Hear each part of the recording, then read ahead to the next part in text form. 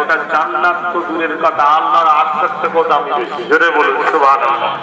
ওখানে যদি আবু বকর সিদ্দিকের পিছনে থাকার জন্য বাকিগুলো ঢুকতে পারে, এটার জন্য আপনিও একজনের পারমিশনের কার্ডে যেটা বুঝবেন আপনারা, আমরা যদি দাদা হুজুরের সঙ্গে ধরে থাকতে পারি, আল্লাহ জান্নাতে আশা রাখা যেতে পারে না পারে না। কেন কিয়ামতের দিনে আল্লাহ পাকের নবী বলে যায়নি যে আমার আল্লাহ পিয়ারা বান্দাদের ওসিলায় লাখো লাখো গুনাহগারকে করে জান্নাতি করবে। জোরে বলুন সুবহানাল্লাহ। খোদ রাসূল নিজে বলেছে আমি শাফাআত করব তাদেরকে, আল্লাহর ওলিদেরকে। ওলিদেরও শাফাআত করবে কেন? ওলিরাও শাফাআত করবে আমার নবীর পক্ষ থেকে, নবীর কোটা থেকে, নবীর পক্ষে দাঁড়িয়ে নবীর খাস গোলামরাও নবীর উম্মতের শাফাআত করবে। যারা বলেন সুবহানাল্লাহ। যেমন ওয়াইস সাহেবের কাছে জুব্বা পাঠিয়ে শাফাআত চেয়েছিল, জানেন না? এই ওয়াইস জানেন নাকি? শোনেন তো।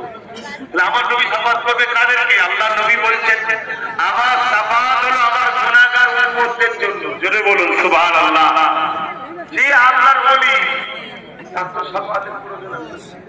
কথা বলে তিনি তো আল্লাহর পেয়ারা হয়েছে, তিনাকে আল্লাহ পাওয়ার দেবে কিয়ামতের দিনে। তুমি বলো তোমার কথা তো, তোমার কথা তো অনেককে জান্নাতে দেওয়া হবে। জোরে বলুন সুবহানাল্লাহ। কিন্তু আমার নবী পাকের শাফাআত গুনাহগার উম্মতের জন্য থাকে। আমি বলবো দুটো জিনিস, একটাই কথা বলবো, ঈমান বাঁচা। কি বলবো? ঈমান। খবরদার জবান দিয়ে এমন কোন ভাষা যেন বেরিয়ে না যায় যে ভাষাটা আমার নবীর শানে ইউজ করা যাবে না। আমরা একে অপরকে যেভাবে ডাকি, একে অপরের সঙ্গে যেভাবে কথা বলি, আমার নবীর সঙ্গে বলা যাবে খবরদার, এখানে মাথায় রাখবে তিনি অনেক তিনি অনেক জানি না আমার অহিংসা কিন্তু কোন কথা আমার নবীর বিরুদ্ধে হয়ে গেছে। আল্লাহ যেন আমার জবান বন্ধ করে দেয় ওই কথা বেরোবার আগে, যে কথা আমার নবীর সামনে বলাটা বিয়াদবি, ওই কথা মধ্যে বেরোবার আগে আল্লাহ যেন আমার জবানকে বন্ধ করে দেয়। বললাম আমি, জোরে বলো আমি বিবাহ পছন্দ করি, আমার নবীর সামনে কোন যাত্রা পরিমাণ দুস্তাকি কথা না বেরিয়ে পড়ে। নবীর সামনে বিয়াদবি কথা বেরিয়ে পড়লে আর সব শেষ হয়ে যাবে, ধ্বংস হয়ে যাবে। আল্লাহ আমাদেরকে বুঝার তৌফিক দেয়। আমার দাদা হলো নবীর পাগল ছিলেন, নবীর দিওয়ানা ছিলেন। নবী নবী নবী নবী এই যে পাশে ধরুনটা, এখানে বসে বসে আল্লাহ আল্লাহ করে জিকির করতেন, দরুদ করতেন, মাঝে মাঝে রাসূল রাসূল করে চিল্লাতেন। এলাকার লোকেরা সব অবাক হয়ে যেত।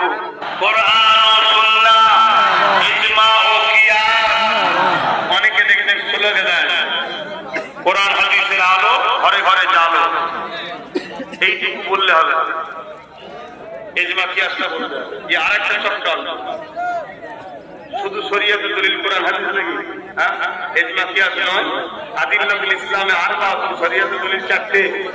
আমি যেটা বলছি মন দিয়ে শোনেন, কোরআন ও সুন্নাহ, কোরআন ও সুন্নাহ, ইজমা ও কিয়াস, ইজমা ও কিয়াস, দ্বীন ইসলাম, ঐতিহাসিক 21/23 বারবনি সালে সওয়াব, ঐতিহাসিক 21/23 বারবনি সালে সওয়াব না।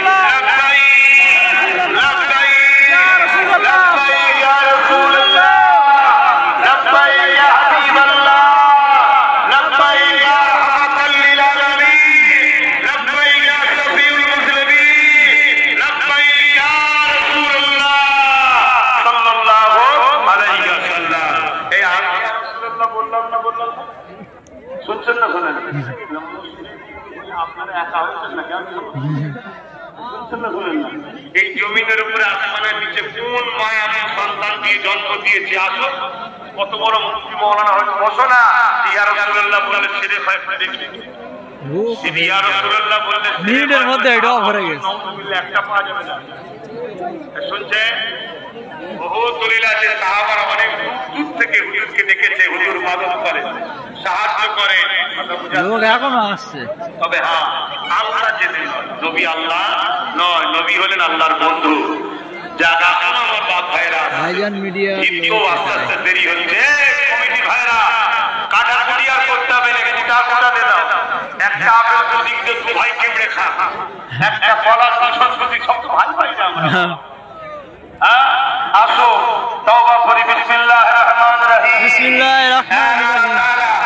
আমিন। জানা অজানা, ইচ্ছা ও ইচ্ছা সকল গুনাহ হইতে তওবা করিতেছি। আস্তাগফিরুল্লাহ রাব্বি মিন কুল্লি যামবিন ওয়া আতুবু ইলাইহি। আশহাদু আল্লা